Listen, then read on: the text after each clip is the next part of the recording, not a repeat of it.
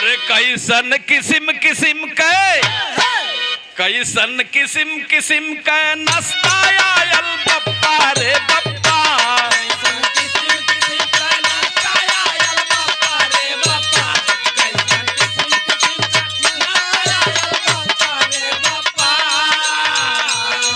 कह रहा हूँ कौ से यहाँ तक ले मिली, लेकिन में बीच बीच में नाश्ता का पूरा चीज मिली।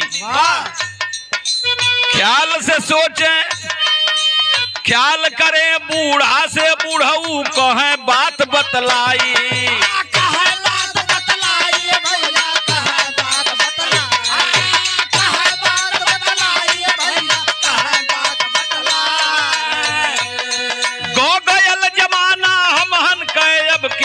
के समझाई हो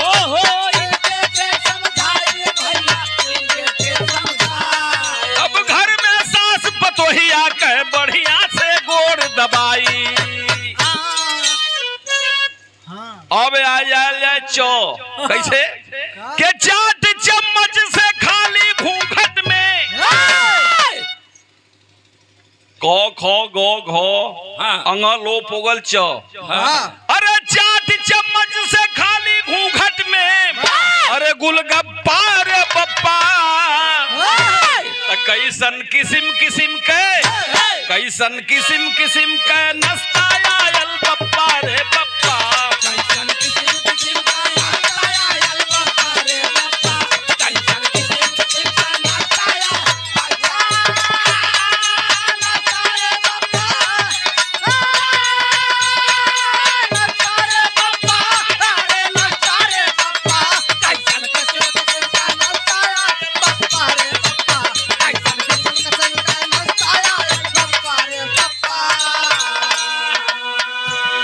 आज के जमाने के लइकन का तनि सा छवि देला गुरुजी।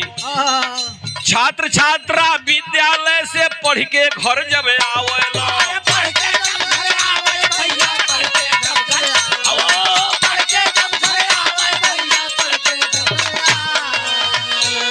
तब जाके चट्टी चौराहा पर मोबाइल चमकावेला।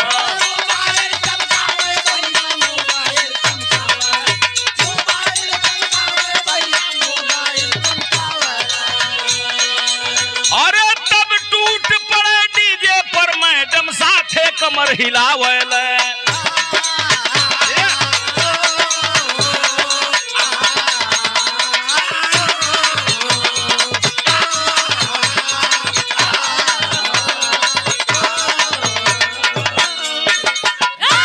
और वो चाचा ठठेरा ठया गल। अरे ठाठ से बर्गर ममोज खा ले अरे मार के ठट्ठा रे बप्पा। कैसन किस्म किस्म के कैसन किस्म किस्म के नाश्ता आयल बप्पा रे बप्पा।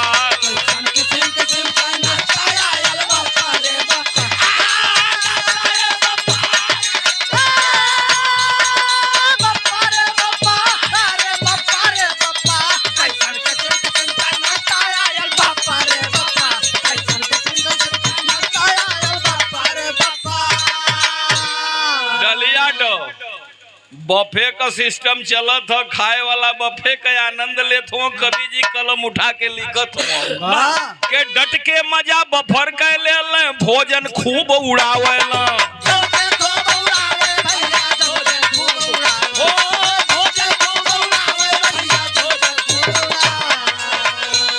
अब टूट पड़े डीजे पर मैडम साथे कमर हिलावेला।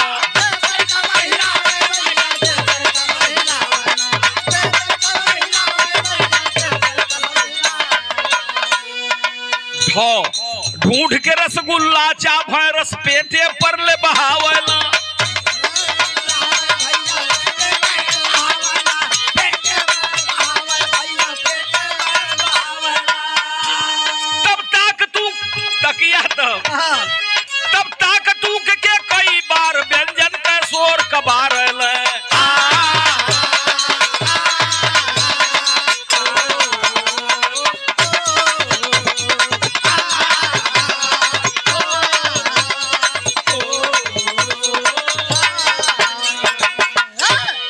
थर थर कांपे मालिक के मर्यादा प्रभु बचावल दो पर आ जा।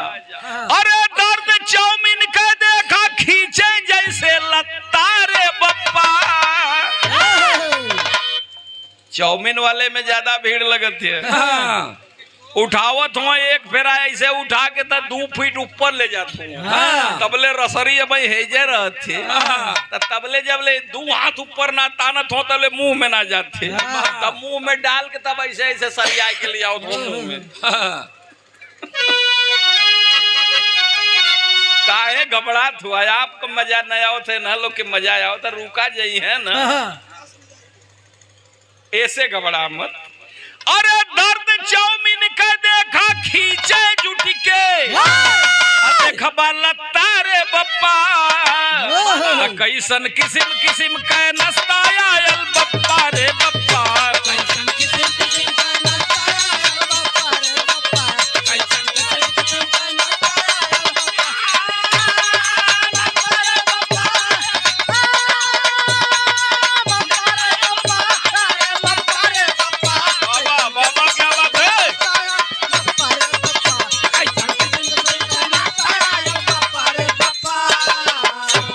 अगला नाश्ता में कहा धनुष धपर धीरे धीरे मैक्रोनी पिज्जा पर हाथ बढ़ावेला।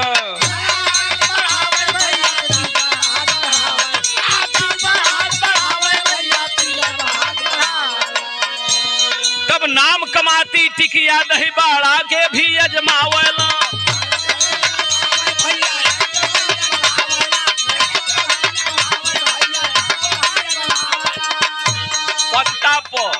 अरे पस्ता मसाल डोसा पर बगुला जस ध्यान लगावल।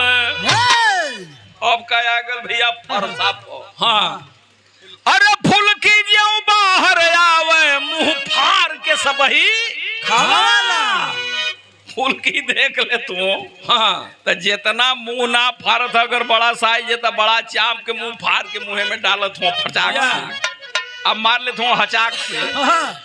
अब मेहरारून का तो ये स्थिति है सविता तुमसे बताई कि चट्टी चौराहा पर जात है ना जौन घूंघट वाली बाणी तो ऐसे घूंघट पड़ल था जब चैते ले लेते ना तो एक हाथ है बोरका का ढक्कन उठावत है दूसर का मुँह में डालत है।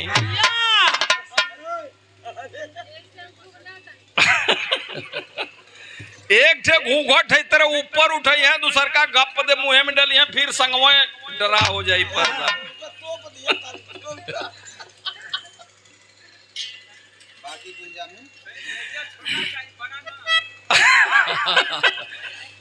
अरे बाकी गुल जामुन हो खाला हक्का बक्का रे बप्पा। गुल जामुनिया के सोचत हो कि पुराना आइटम है कहीं हो ही न। खात खात धीरे धीरे धीरे धीरे कहीं जात हो कोने में देखत हो कि यार यहाँ गुलाब जामुन पड़ल है तो कहत हो यार यो भाई चलत है का। तब कहत हो का कि खाला गुल जामुन हो के हक्का बक्का रे बप्पा।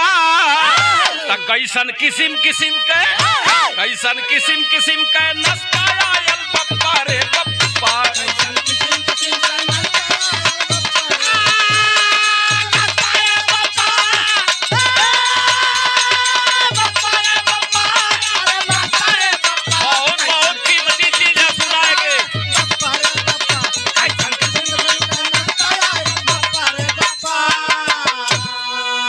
कवि जी देखा आप वाली लाइन आ गई कि भूल गई पूरी सब्जी चटनी पर बाद में आवल।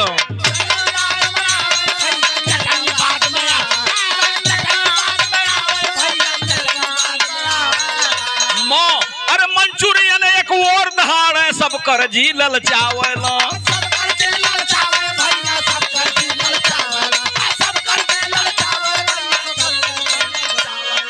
आज के बफे सिस्टम में लोगन का स्थिति का है रो। अरे रहन गेहूं का रास न आवे चरचर गिलास ओरवावे।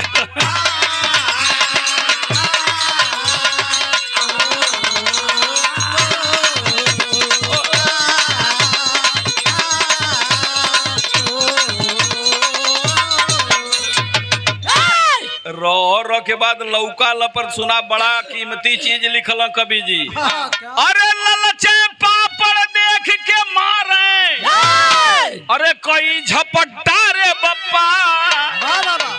कवि जी आप देख ले यहाँ कितना खैले रही है आदमी, कुर्सी लगा के बैठल हुआ, अगर ले ले जात कोनो परात रात में देख लो खा ले यार, कहा कि पापड़ तो दौड़ के 4 ठे उठा ले लिखे के पढ़े के ललचे पापड़ देख के मारे कोई झपट्टा रे बप्पा।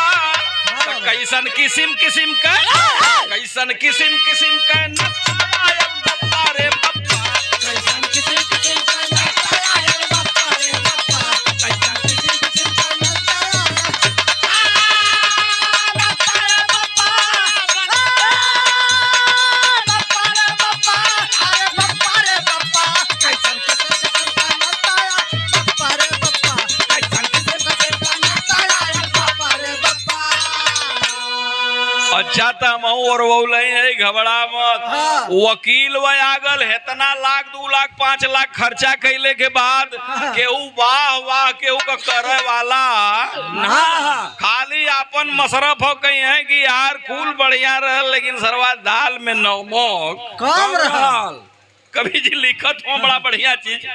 अरे वाह वाह केहू न कहे, वाह वाह केहू न कहे, बस सब ही कमी निकालल।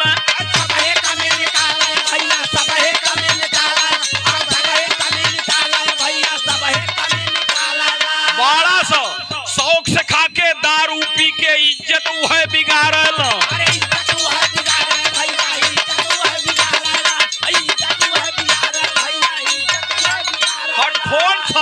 अरे खस्ट कोण के तरह है उल्टे सबके समझावल।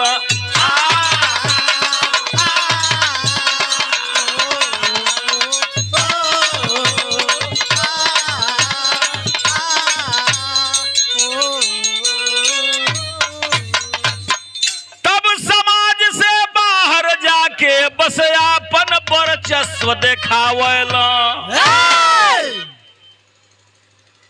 और का हो भैया हरवा हो हास उपहास करवला से सब करी।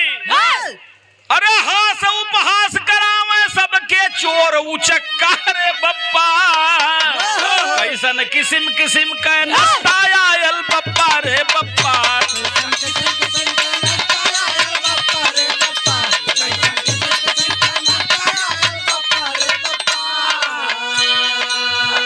लास्ट छतरी छयागल।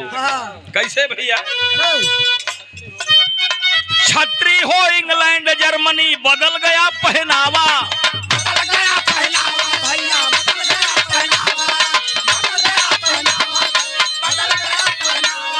अरे त्राही त्राही जनता करती बस यापन, अरे त्राही त्राही जनता करती जिन्हें यापन बनल गवावा।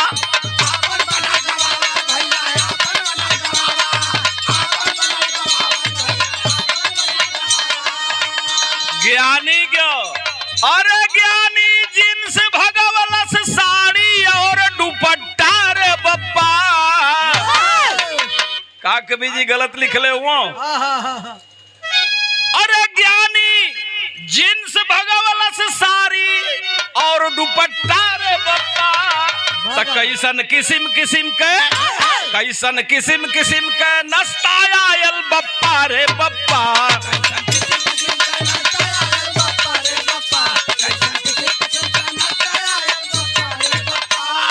राधे श्याम कहे झारखंडे सब ही हंसता रे बप्पा। अरे राधे श्याम कहे झारखंडे सब ही हंसता रे बप्पा। कैसन किस्म किस्म का नस्ता